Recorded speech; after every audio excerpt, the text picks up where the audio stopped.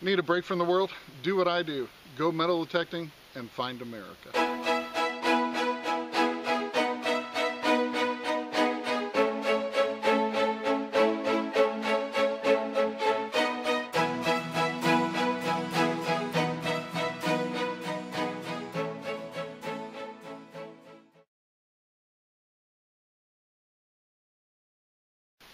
Well, welcome to Finding America. It is really great to see you here.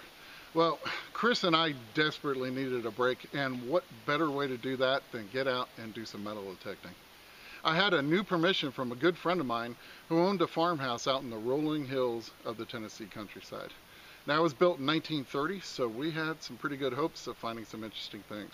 So we met up bright and early in the morning, me with my MindLab Equinox 800 that I got from our friends at Kellyco, and Chris brought along his awesome Garrett AT Max. I tell you what, fresh air and fresh ground, what better way to clear the mind? And I really hope you enjoy watching this one. Well, this is kind of a cool target here. I was getting a 3133. I was hoping for $50, but it seemed like a pretty big signal. And that's what it turned out to be. Check this out. Look at the size of that toy gun barrel. That was a big toy pistol, or could be a rifle, I don't know, but it is big. That's probably the biggest barrel I've ever found. So pretty cool little piece there, and I'm going to keep on going and see what else I can get.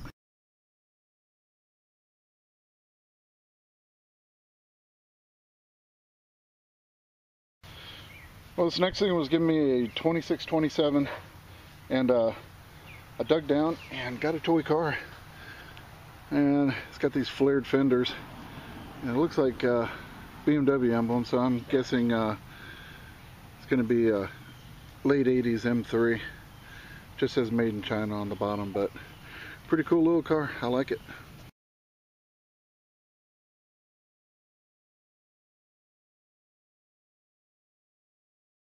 Well, Chris called me over. He said, what'd you say? Looks like token. Oh my, it's a big one too. Yeah, quarter Sweet. size maybe. Haven't wiped it yet. Hopefully it's not Chuck E. Cheese. Or presidential. I bet you it's presidential. I think I see shell on the back. That's alright. It's been a while. Yeah, 68, well, 69, 70. Yep, sure is. Yeah, maybe it's the $5,000 one. Yeah. Let's see if it's on there. Garfield. Garfield. Oh, yeah. Yep, there you go. Oh, that's cool. Well, we'll get it cleaned up and give you a better shot of it, but it looks like it's going to be in really nice condition. Yeah. So, hey, that's a great find.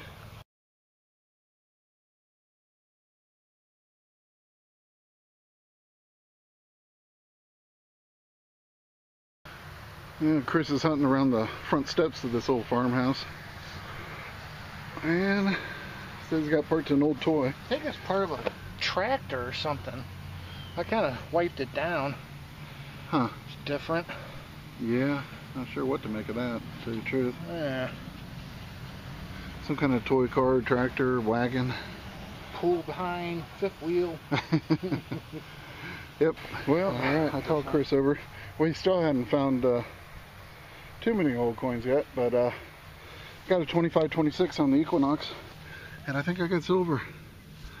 And I think it's going to be a Rosie, but I will take it. Yep. Rosie? Yep. She's a little worn. It's got a Denver mint mark. Yeah, first year, 1946. Yeah. Hey, that works for me. Yeah. There's got to be a few more. Yep, and that one was only 2 inches down.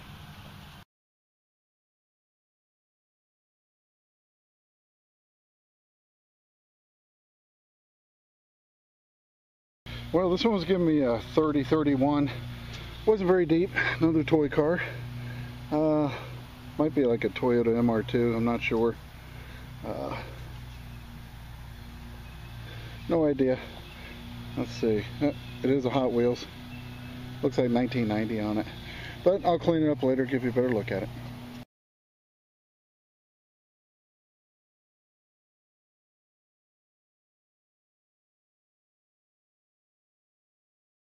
Well, I got a nice signal here. It's giving me a 2829 and I can see it right here. Get you a shot of that. And it's another aluminum token. It might be, looks like it might be another Shell presidential token. Yep, sure is. I'll tell you, that's cool. I like it. Now, these were brought out in 1969 and 1970. And I believe it's going to be another Harrison. I can't really tell. See if I can get enough wiped off here. Well, there it is. And this one's going to be an Andrew Jackson. So very cool. Another one in pretty good shape. Might have a couple little problem areas here, but not too shabby.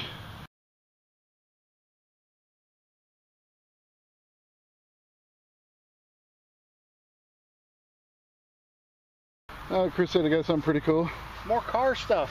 Hey, I like that. The Hot Wheels. I kind of brushed her down. Nice. 78 flat out 442. Nice. Yeah, first year for that body style. Although they never came with the shaker hood, but that's pretty cool. It's a fantasy piece. Yeah, I like it. That's in good shape.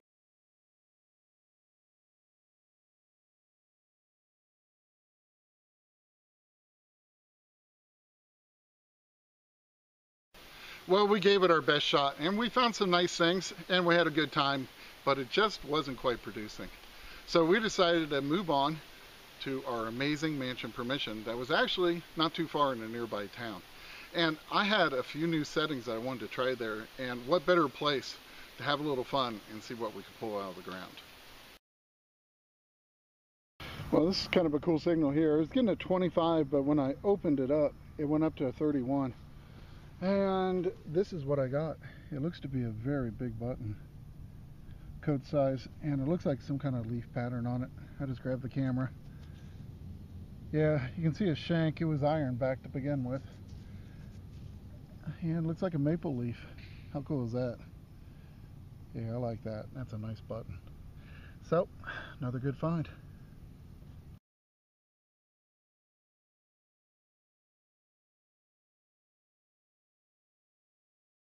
I got a nice signal again. That's a 22. It was about 7-8 inches deep underneath the root, and I finally popped it out. And check it out. It's an old spoon. Very cool. I love digging these old spoons up. Oh, this one's going to have a pretty good design on it. Let me get it brushed up, and I'll be right back. We'll take a look at it. Yeah, it's definitely got some nice age. Probably at least 100 years old. It's a little hard to make out here. It's got some crust on it, but it is a pretty cool, pretty intricate design on it. I'll get it home, get it cleaned up, and we'll get a better look at it, but that's a great piece. Definitely like finding that. Well, it's got design on the backside too.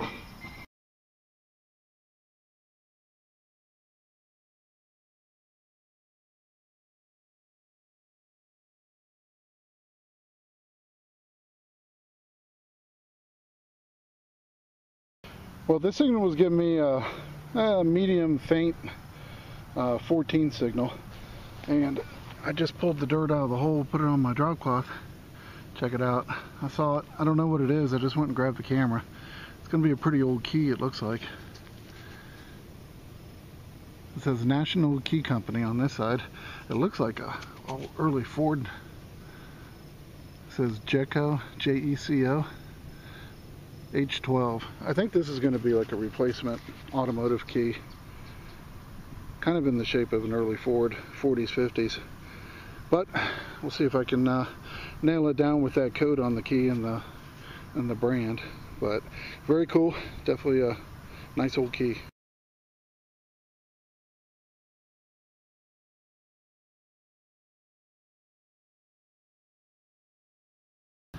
Well, check that out. Sorry about the background noise, someone's mowing.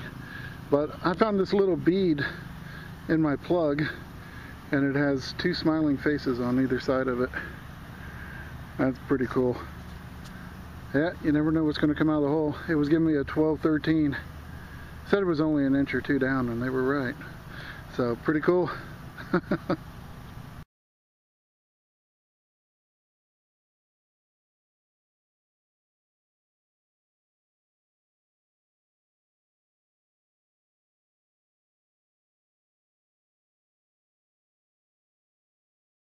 Well, this was an iffy signal. It was jumping all over the place. 19, 21, 27.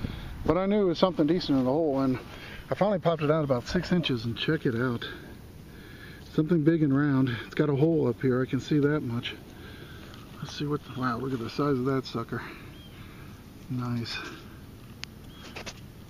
I think it's, might be a tool check. I'll tell you what, I'm going to get this sprayed off and brushed, and we'll see what this is. I think I can see a number 5 on it. Well, there it is. Definitely has the number 5 in the center. I don't see anything else right off the bat. Might see something a little more cleaning, but I'm going to guess that it's a tool check. You would have put your, you might have been employee number 5, and you put your check on there, and that way they knew what tool went to what employee. But pretty cool. It's definitely an old style 5, so we're going to look at least early 1900s on this piece. So very cool piece. Happy to have this.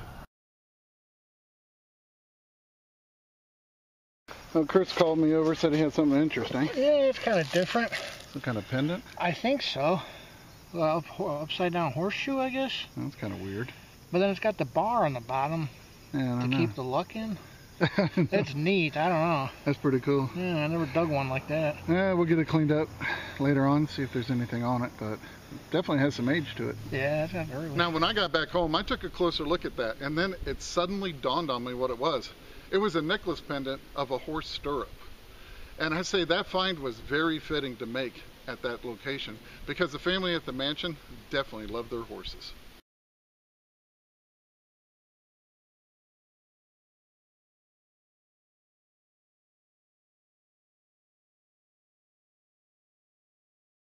That's a nice little target here. A lot of garbage here, but I kept getting a tiny little 2021 blip. And I actually found it. It's going to be a nice early green weedy. This one's going to be a 1927. So not too bad. It was a nice little get amongst all the garbage in here. I was just working under a bush here, and I was getting about a 8 or a 9 signal. That's actually kind of interesting. I don't know if it was a button or something, but it's kind of a porcelain, white porcelain here with a metal backing. Pretty cool. And just thought I'd share that with you. I'll get it cleaned up a little better, give you a better look at it.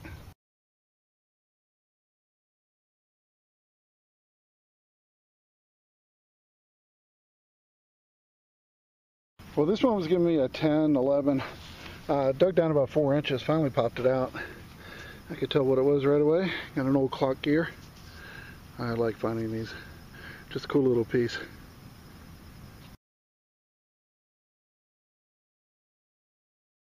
If you're like me, you find a lot of clock and watch parts out there while you're metal detecting. Almost every single time I go out, I find either a clock gear or a watch bezel. And when you think about it, it actually really makes sense. Just the basic mechanical watch has 130 separate parts, and some of the more advanced watches have 1,700. It's no wonder we find so many clock and watch parts out there. Chris called me over and said he's got, well, that is a pretty, I don't think I've ever dug one this small. Yeah, it's a hem weight. Maybe the size of a nickel. Yeah. Wow, that's cool. I have not dug one this size before. That's great. Nice little hem weight or cape weight. Wonder if it was for like a little girl or something. Yeah, something that didn't need too much weight, but that's an awesome find, man. I really like that. Neat.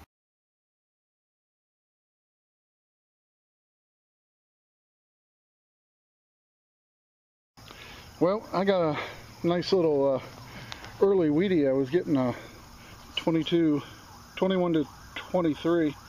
I'll tell you, this is a date I don't get very often. It's a 1921.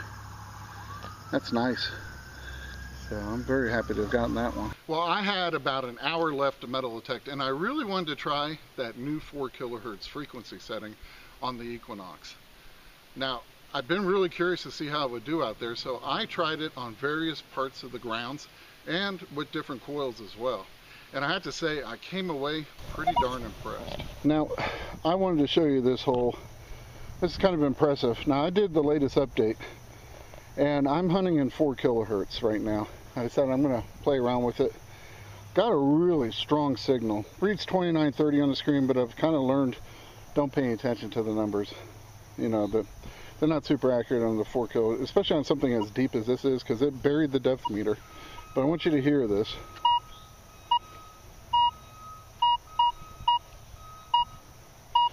I've gotten down to this piece, but it was actually giving me an even better signal when it wasn't opened up.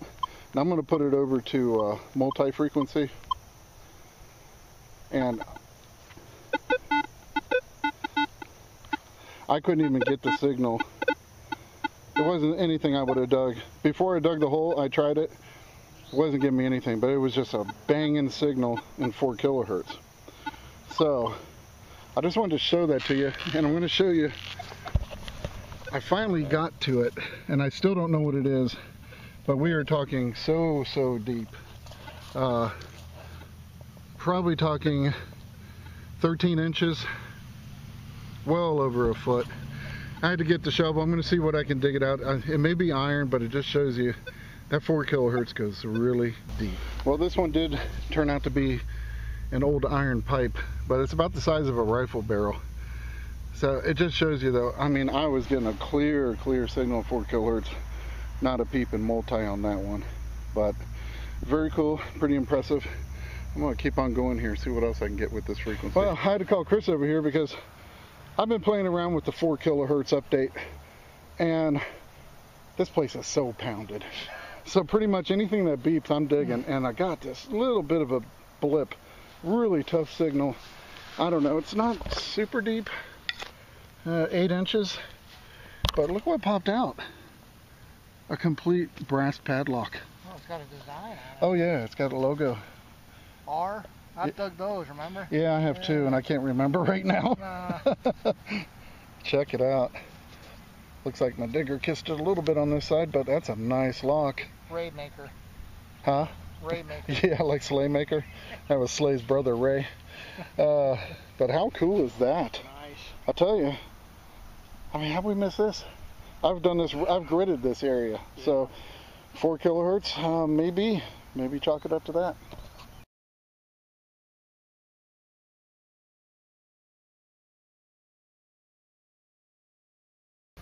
Well, I switched over to the 6-inch coil. I'm still running field 2, but I'm running in 5-tone, and with the 4 kilohertz. And I'll tell you, it's interesting.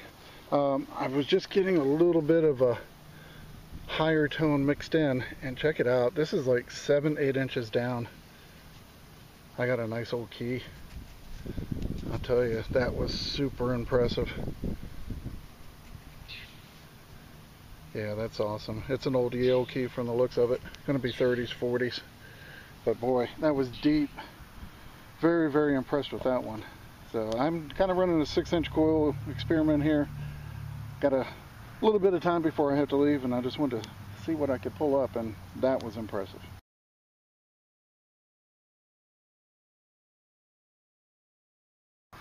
Well, I was still playing around with that 4 kilohertz, and I was chasing a really iffy signal when I saw that pop out of the ground.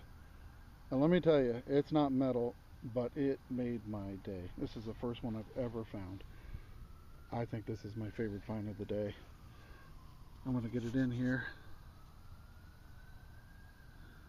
Now if you can see it up here, it says Goodyear.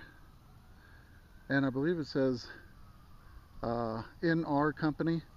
And down here it says patent 1851. How cool is that? There's the backside. This is original Goodyear rubber buttons, or plastic, I can't remember. Feels like plastic. But these were made by Goodyear in the mid 1800s. And if you remember, Goodyear also made the ponchos for the Civil War soldiers. And here is a sew-on 2-hole button.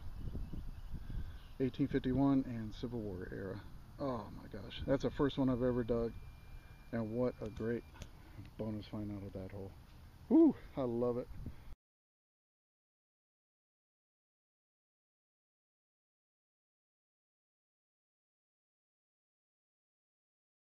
Well, I was so happy to finally found one of those early Goodyear buttons.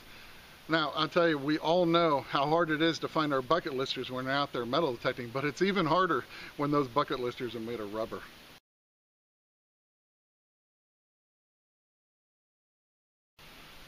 Now, yesterday was Veterans Day, and Chris and I want to put out a huge thank you to all of you out there that have served and sacrificed for our country. And in honor of your service, I have some great historical photos from our country's illustrious past coming up in just a few seconds, and I don't think you're going to want to miss these. And remember, it's history that makes a find a treasure, and I cannot wait to see you back here next week on Finding America.